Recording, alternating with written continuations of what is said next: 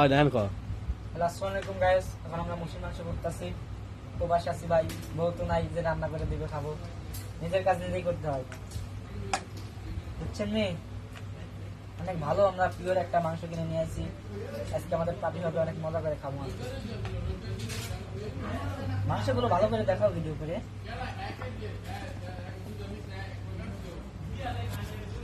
আরে মাংসগুলো যে সুন্দর লাগতেছে দেখতে, অনেক টেস্ট হবে, অনেক মজা করে রান্না করবে।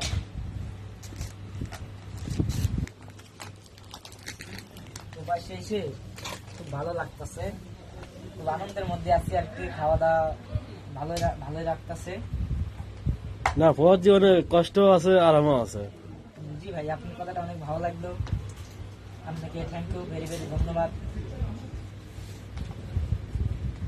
দুপুরে কি দেখাইছেন?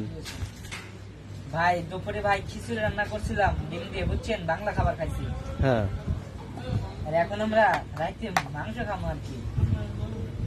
খার মেদে খাচ্ছেন, কিরম লাগতেছে? ভাই অনেক ভালো লাগতেছে ভাই, কারণ রান্না করে তো খাইতে হবে, বউ তো নাই যে রান্না করে দিব।